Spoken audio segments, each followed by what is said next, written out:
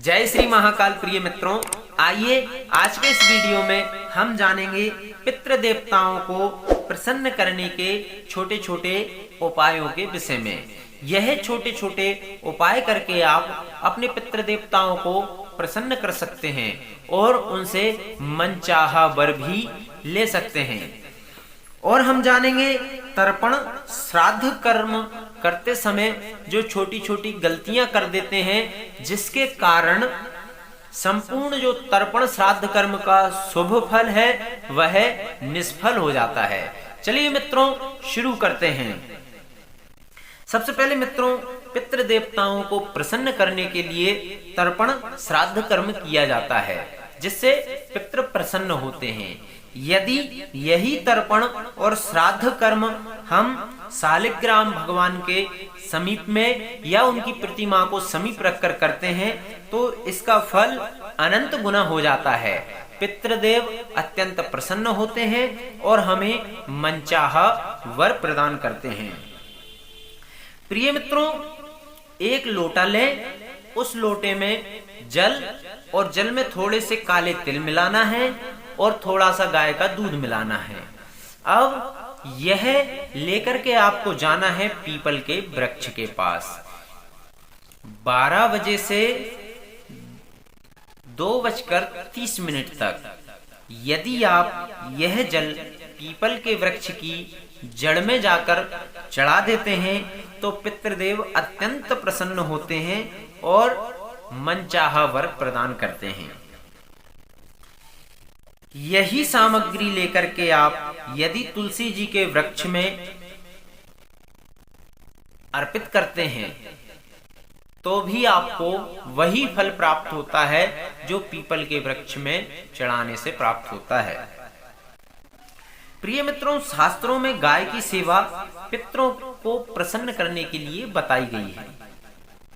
यदि आप गाय को हरी घास और अच्छा जो गाय को पसंद हो वह भोजन सामग्री आप देते हैं और गाय को हाथ फेर करके उसे सहलाते हैं जिससे गाय प्रसन्न हो, ऐसा कार्य आप करते हैं तो आपके पितृ अत्यंत प्रसन्न होते हैं और आपको मनचाहा वर देते हैं। शास्त्रों में बुजुर्गों की सेवा जैसे कि माता पिता, गुरु, दादा दादी, नाना नानी, यदि बड़े बुजुर्गों की सेवा आप करते हैं तो पितृदेव अत्यंत प्रसन्न होते हैं और मनचाहा वर देते हैं। प्रिय मित्रों, पितरों को प्रसन्न करने के लिए भागवत जी का पाठ बताया है। यदि आप पितरों को भागवत जी का मूल पाठ सुनाते हैं तो पितृदेव अत्यंत प्रसन्न होते हैं और मनचाहा वर भी देते हैं। यदि आप मूल पाठ न सुना सकें तो चतुर श्लोकी भागवत के 4 श्लोक नित्य पितरों को अवश्य सुनावें। वह 4 श्लोक हमने पढ़ाए हैं, उसकी लिंक आपको डिस्क्रिप्शन में मिल जाएगी और आई बटन पर भी वह वीडियो दे देंगे हम। वह वीडियो अवश्य देखें और पितरों को वह 4 श्लोक अवश्य श्रवण कराएं। मित्रों, तर्पण श्राद्ध कर्म करते समय यदि आप ये छोटी छोटी गलतियां करते हैं तो आपके जो तर्पण श्राद्ध कर्म का जो फल है वह निष्फल हो जाता है। मित्रों, यदि आप तर्पण श्राद्ध कर्म कर रहे हैं तो आपको तिलक धारण अवश्य करना है। यदि आप बिना तिलक लगाए, बिना तिलक धारण किए तर्पण श्राद्ध कर्म करते हैं तो आपका किया हुआ कार्य का शुभ फल निष्फल हो जाता है। इसी प्रकार से चोटी बंधन का विधान भी शास्त्रों में दिया है। शिखा बंधन, यदि आप चोटी में ग्रंथि यानी कि गठान नहीं लगाते हैं तो आपके किए हुए कर्मों का शुभ फल निष्फल हो जाता है। यदि आपके शिखा नहीं है तो वहां पर बालों को एकत्रित कर एक कलावा से बांध लें। इसके पश्चात मित्रों, पवित्री धारण करने का शास्त्रों में विशेष महत्व है। यदि आप पवित्री अनामिका उंगली में धारण प्रथम पुट पर नहीं करते हैं तो आपके किए हुए कर्मों का शुभ फल निष्फल हो जाता है। इसके पश्चात में शास्त्रों में माला का विशेष वर्णन आया है। जब भी हम कोई शुभ कार्य करें तो हमें माला धारण करना चाहिए, जैसे कि रुद्राक्ष की, स्फटिक, तुलसी, वैजंती, जो भी माला उपलब्ध हो सके उस माला को धारण करके हमें यह तर्पण श्राद्ध कर्म करना चाहिए। मित्रों, बिना दीप जलाए भी जो हमारे किए हुए कार्य का शुभ फल है वह निष्फल हो जाता है। तो दीप अवश्य जलावें, दीप जला करके तर्पण श्राद्ध कर्म करें। और प्राणायाम का भी विशेष महत्व शास्त्रों में दिया है। यह सब करने से पहले प्राणायाम अवश्य करें। इसके पूर्व यदि आप संकल्प नहीं करते हैं, बिना संकल्प के तर्पण श्राद्ध कर्म करते हैं, तब भी आपके किए हुए कार्य का शुभ फल निष्फल हो जाता है। संकल्प अवश्य करें। जो भी कार्य आप कर रहे हैं वह संकल्प पूर्वक करें। मित्रों, आसन पर विराजमान होकर ही यह कार्य करें।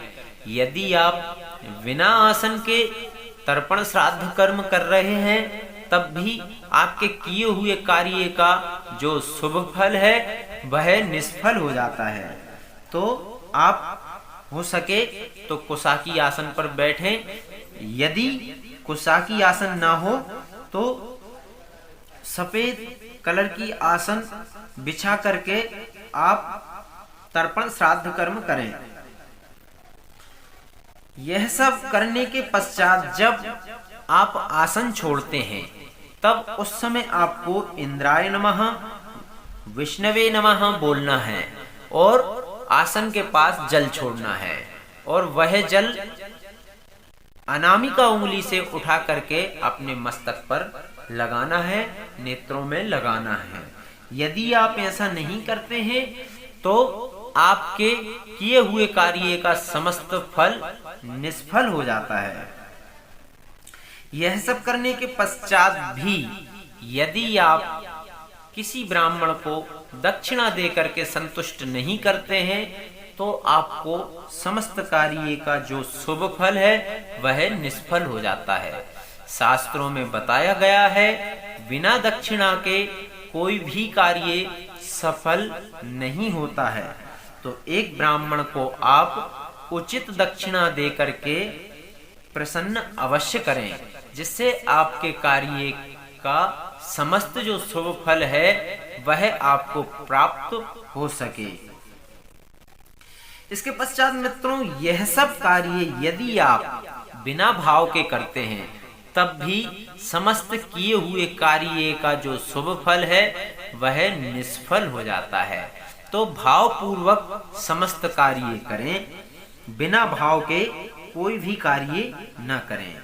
कुछ जल्दबाजी में त्रुटियां करते हैं, पृथ्वी पर इन वस्तुओं को रख देते हैं। तो ध्यान दें, दीपक, गरुड़ घंटी, शंख, स्वर्ण और भगवान की प्रतिमा को भूल कर भी पृथ्वी पर न रखें, अन्यथा आपके जो किए हुए शुभ कर्म हैं वह निष्फल हो जाएंगे।